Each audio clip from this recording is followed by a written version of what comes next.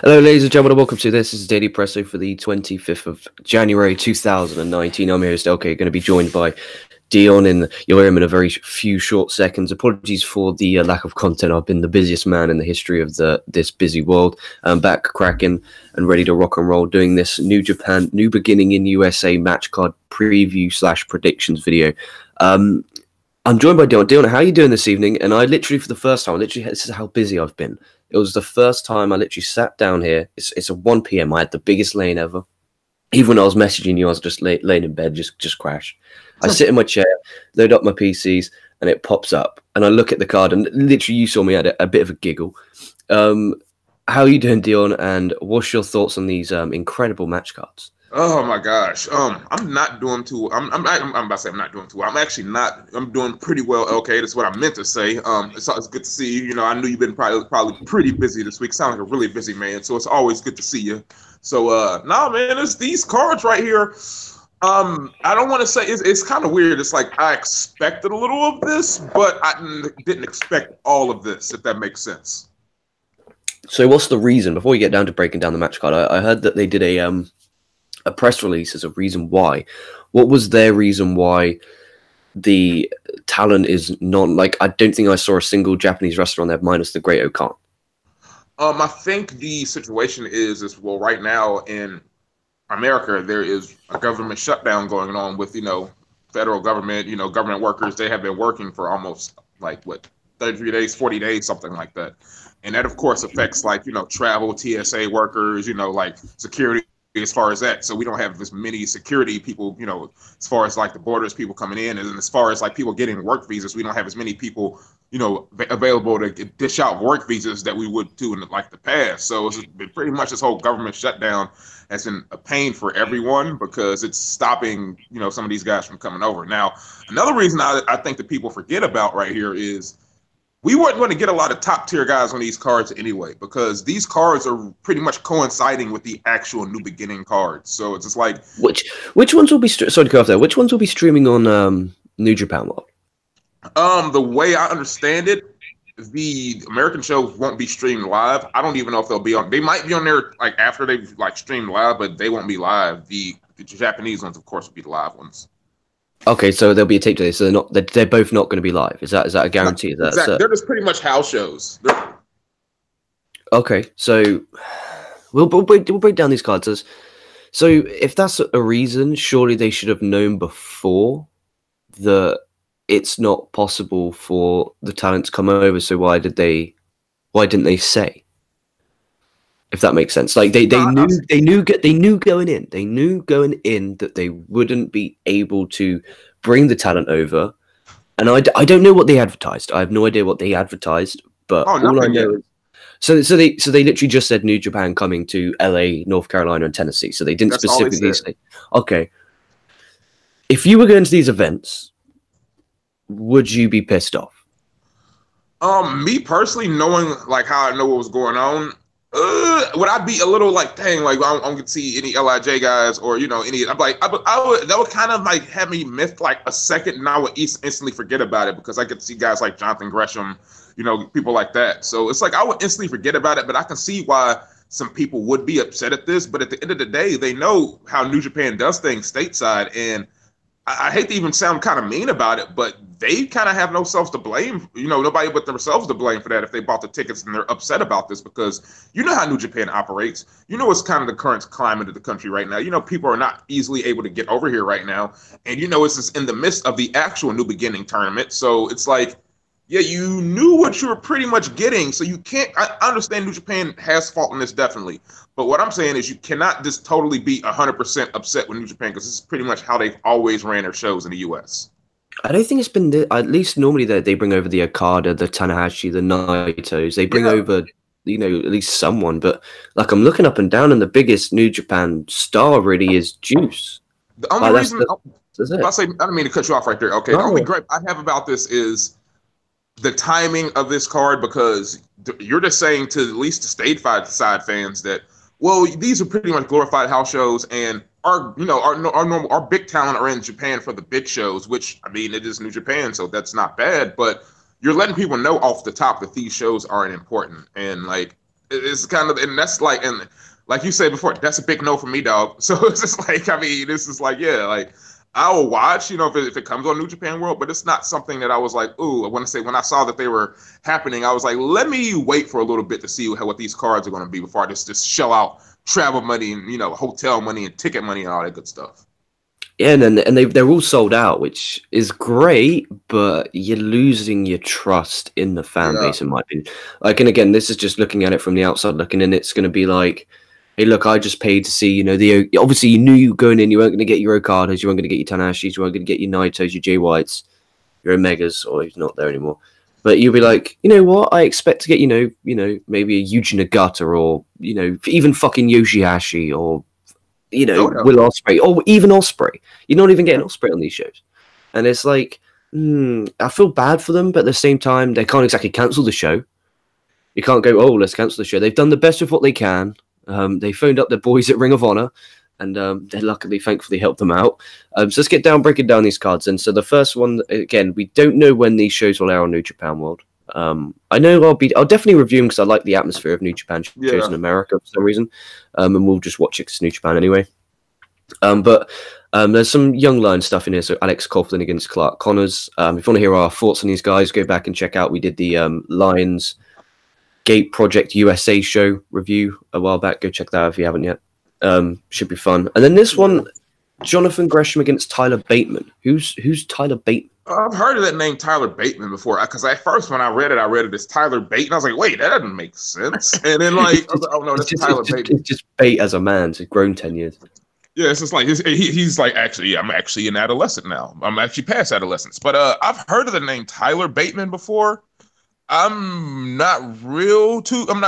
think I've seen maybe a match of his, like maybe even 2 matches. Like, he's kind of looks like what's the guy? He kind of looks like Marty Scurll in a way. Honestly, he kind of looks like Marty. Where have you seen him work before? I'm trying to think where I've seen him work before, because it was definitely somewhere in the independence. It wasn't anywhere like in Japan or anything. It was definitely somewhere on the independent circle, because it was somewhere Midwest. It might even been here in Indiana. I think it actually was here in Indiana. I'm not kidding. Okay, well, Jonathan Gresham's amazing, and I would love to see Gresham in New Japan, actually going over to Japan, especially with the Ring of Honor deal. I could see him as a great replacement for Kushida. Yeah, that's crazy. This is like New Japan has access to some of the best talent in the world via their working relationships. And when I saw that Jonathan Gresham was going to be in this card, that was the thing. I was like, oh man, like if anything on this card I would want to see live, that would probably be it, because I've been clamoring for him to be in a Ring of Honor, or not a Ring of Honor, but a New Japan ring. And I think that's going to be a great deal that he is in a New Japan ring and getting this, his feet wet. Maybe not a ring with the actual, the sponsors or whatnot, but it's just a regular blue mat, but still a New Japan ring nonetheless. So Tyler Bateman, like I said, I've seen one match of his and I was in attendance for it. It was all right. It wasn't like he didn't blow me away or he didn't mess anything up. So I want to see what he does. And I think there's pressure on these guys now. I think there's pressure that if they just go out there and they don't have the best show, then people are going to, go online and complain, say, hey, look, I paid all this money for New Japan tickets. I paid the travel. I paid the accommodation. And I went there and I saw a glorified Ring of Honor show. So I think there is pressure on these guys to go out there and have bangers. 100%. And I think for the most part, with some of the guys that they have over, like JG right here, I think that like that might work into some of these guys' favor. I think a guy like Gresham, I think it'll work into his favor, because I think he'll just be like, oh, okay, they've never seen me here on New Japan World. I'm about to show them something. Make them want to see me more. Yeah, I respect that. Exactly. That's good shout. Colt Cabana against Shane Taylor, Ring of Honor sponsored match. Who the hell ever thought we'd see Colt Cabana on New Japan World? Who would have ever thought we'd seen Shane Taylor? Who would ever thought we'd seen Shane Taylor? That's true. Mental stuff. Absolutely mental. This is in LA, the Globe Theatre, by the way, for anyone going. It should be okay. I don't watch Ring of Honor as much as I should. I kind of just watch it pay-per-view to pay-per-view. I don't kind of watch anything in between. So I don't know if there's a storyline going on or nothing. But to me, this is kind of just like we're having a wrestling match because we need to fill the paper.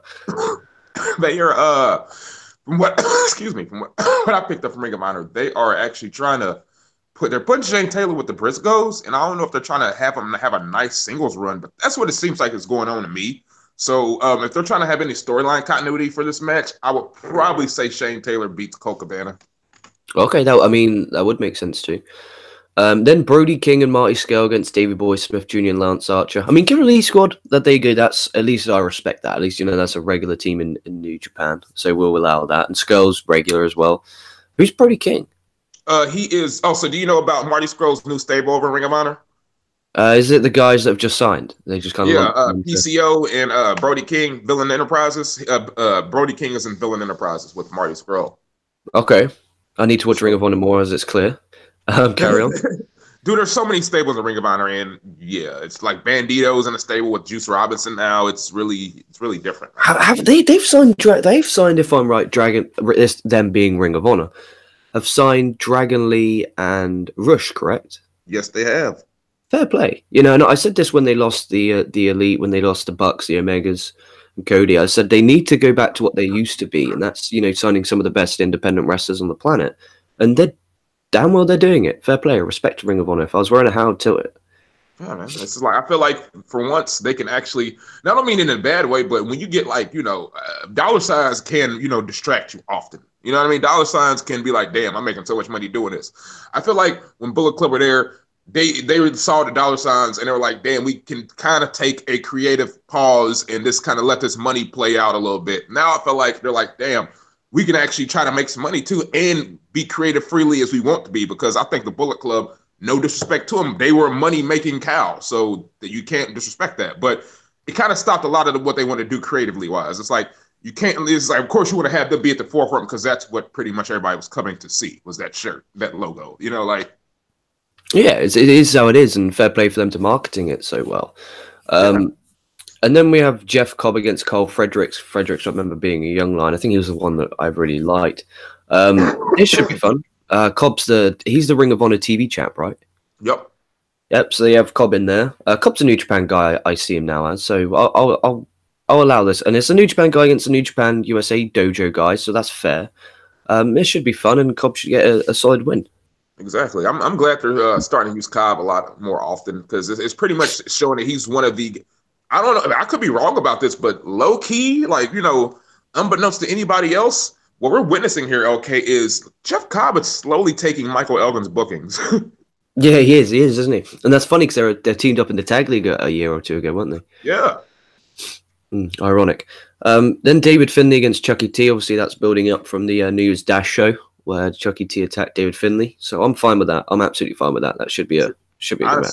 Honestly, I don't know when y'all want to do this, but I give the win to David Finlay. I think it's probably time to start investing into this guy. He's one of the dudes that's been in your Young Lions system with Jay White, with Show and Yo. I think it's time for him to make the next step. This is an interesting one. Roppongi Vice, which is Beretta and Romero, who I never thought would see team again. What? Teaming up to take on Juice Robinson and Tracy fucking Williams from Evolve. What the fuck is what is an Evolve talent which is like affiliated with WWE doing on New Japan? Well, he is actually with Ring of Honor now, and he's in Juice Robinson. Whoa. Tracy Williams is with Ring of Honor now. Yes, he is. Fair play to the man. I think he's a great talent. I used to love watching him in Evolve and Catch Point. I fucking used to love him. I love Catch Point, dude. Man, we might have to go back and talk about Catch Point, because Catch Point was so great. They're like a throwback stable, man. I love them. Oh yeah, dude. Evolve used to be my go-to indie. I remember on WWN Live, and you used to have to pay like $9, and they used to do the deal where you could pay for, because they used to do like double weekends. They do like one on Friday, one on Saturday. You used to get like a double deal where you'd pay for the Friday and Saturday together. Oh, I used to love that, dude. Good old days. Now they've got their own streaming gimmick now, haven't they? Right? I think they do. Yeah, they do. Listen, you may have to check that out. But this should be a fun main event. I can't see why this will be bad. 4 great talents in there, and it gets Juice and Trent in there who are scrapping for the US title later on. Only makes sense. What's your thoughts on the main event of the LA show? I think it's pretty cool. Seeing Roppongi 3K team up off after almost a year and a half, damn near 2 years of not teaming up, it'd be fun. It'd be fun. And what's crazy is whenever I have downtime, whenever we're not watching matches, or because we watch so much wrestling, so whenever we're not watching matches, and I just actually got to finish watching the Kenny Omega Jay White match, which Jay and I covered last night. Send me that, dude. I'll upload it. All right, I'll put it up on the old YouTube. I put it up on there.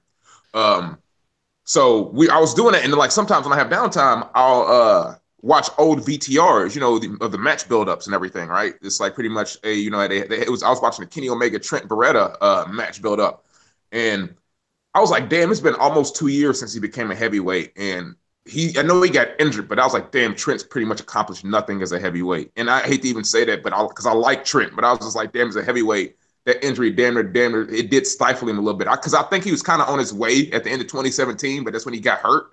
Then it's like he came back 2018. It was really, they're trying to find a way to put him in a place.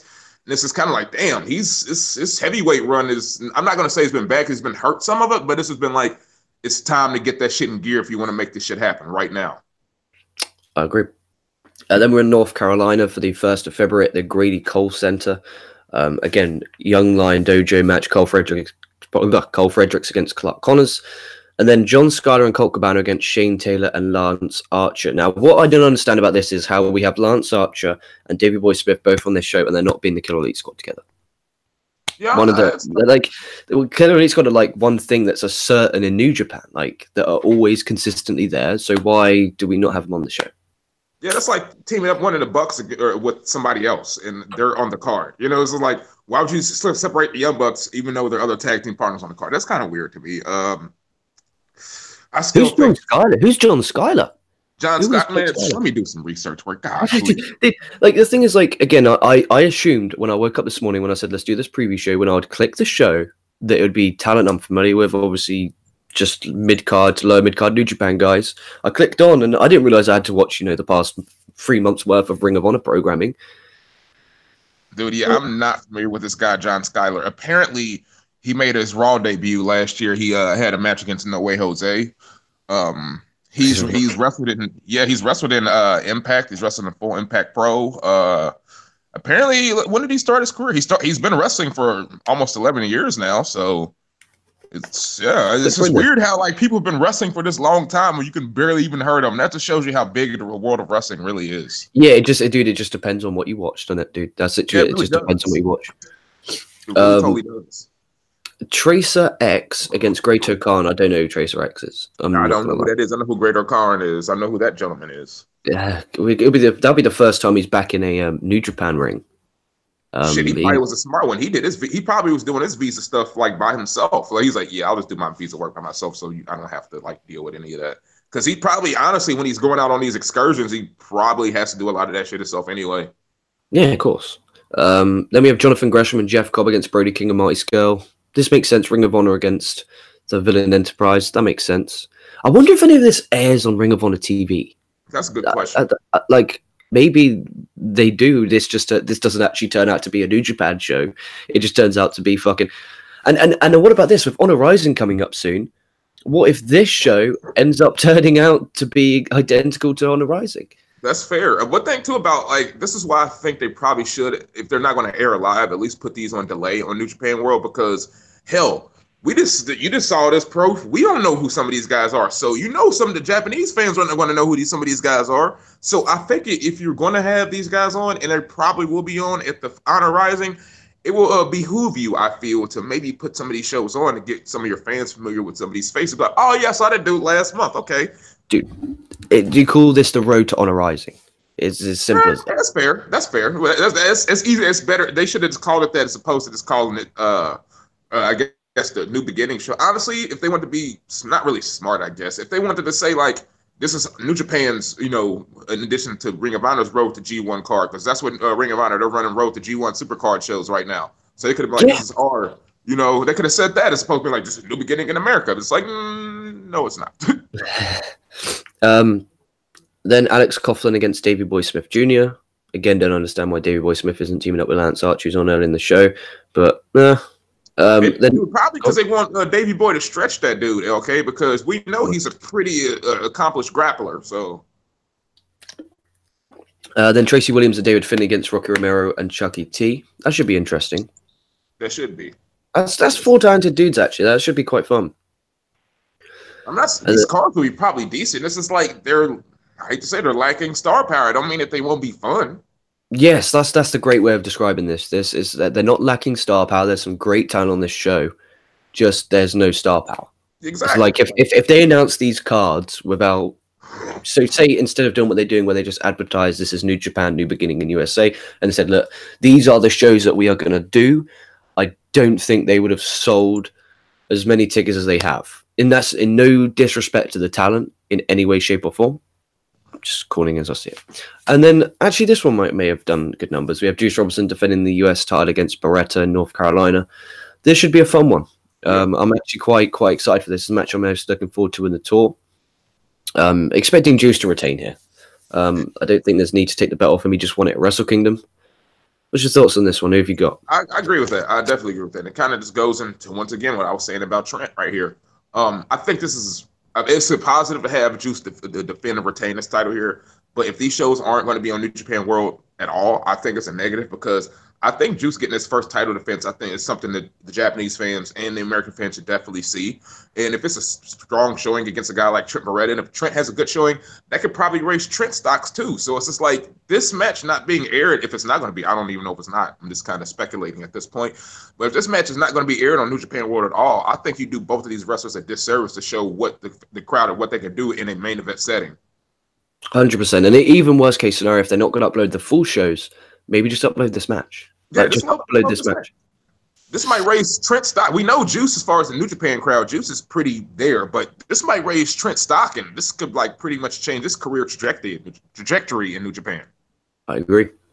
And then the final show of this tour is in Tennessee at the War Memorial Auditorium. Cole Fredericks against Alex Coughlin again in the Young Lions match.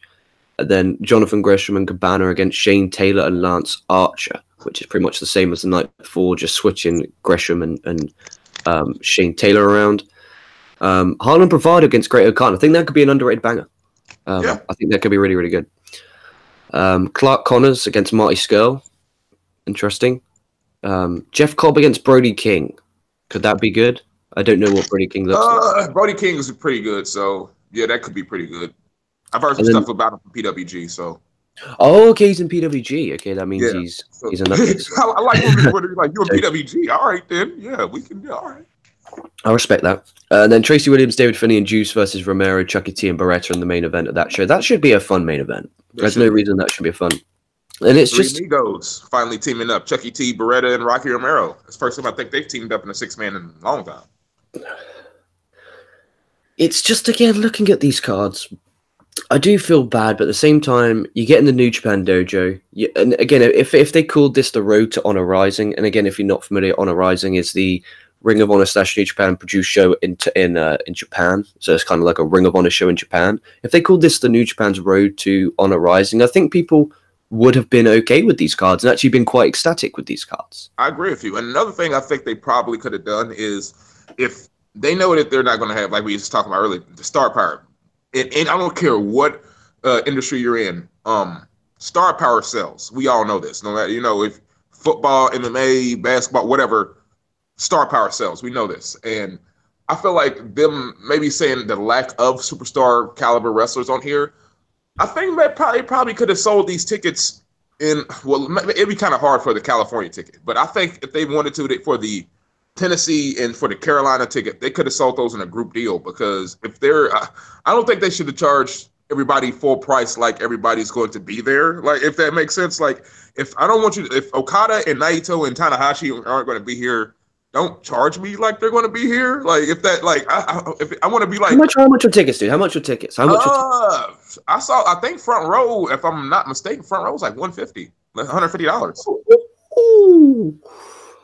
Ooh. Yeah, dude. I'm like, come on, man. Like, if I don't mind going, if you were like, hey, front row is like $80, I'm like, okay, that's doable. I'm like, that's front row. It's $80, all right, because hell, there's some independent shows trying to charge $40 for their front row. So it's just like $80, okay. But if you're like $150, I'm like, I don't even know about that. You'd expect someone, and it's not their fault, but surely they in my mind, they must have known this when they released the tickets. Like, hey, look, dude, we can't get our talent over. So just put a press release saying, hey, look, we can't get our talent over. Not let's fucking do another show. Like, come on.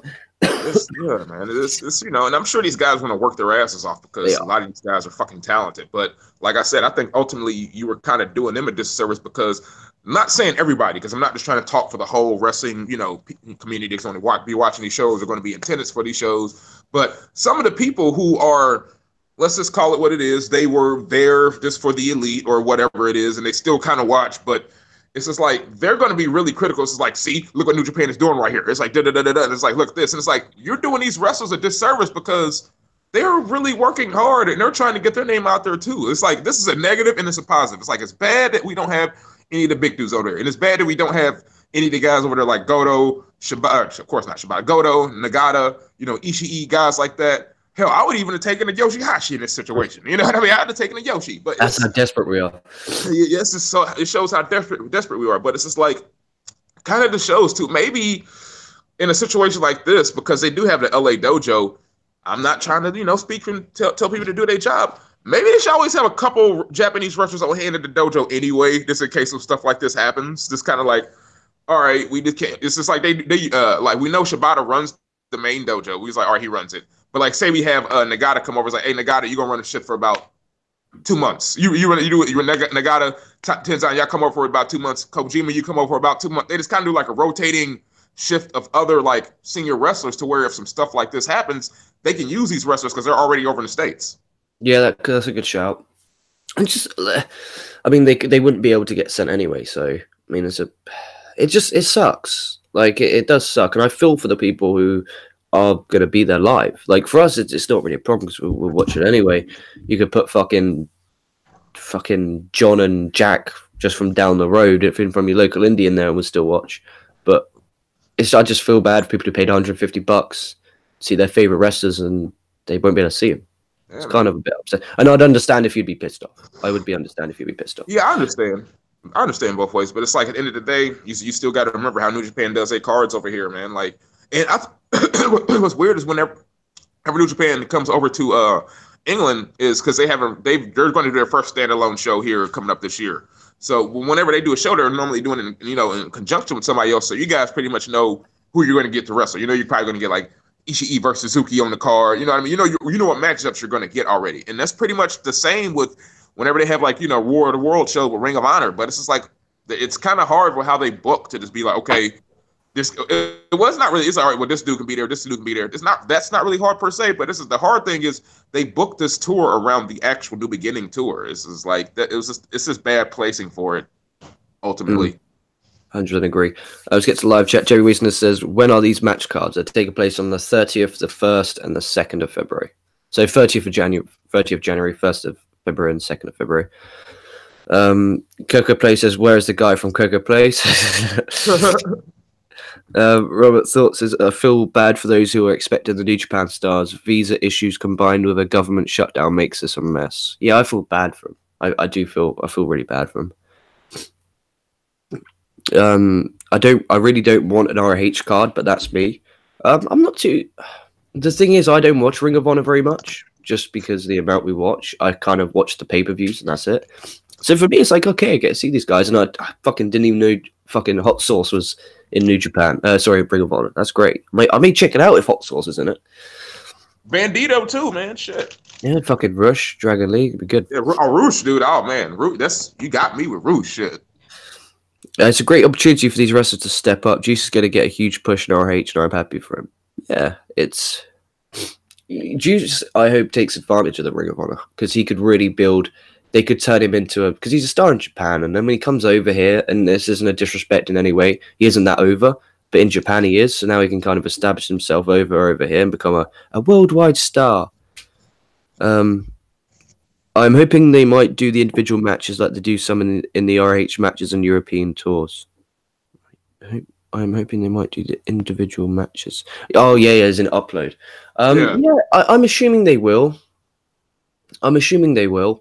I hope they do the full shows, personally. I hope they upload it just boom, boom, out it goes. Like, literally record it, upload it. Don't fucking take too much time.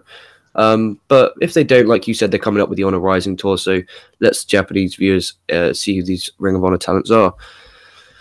Brody King is a great brawler. He was in MLW and now is in RH in Marty Vidin Enterprise with PCO. I mean, if he's a great brawler, his match with Jeff Cobb should be great. Yeah, man. PCO is really good too. I'm going to be interested to see if he comes over here to New Japan because, dude, PCO, this is how long this dude's been wrestling.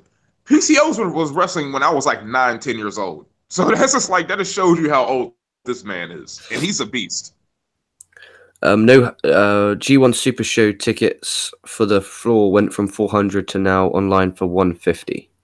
Wow. Haven't they sold is that the New York show? I'm presuming so. Surely they've sold the MSG show out by now. Surely haven't they sold it out? Sold it out by now. I'm sure they have.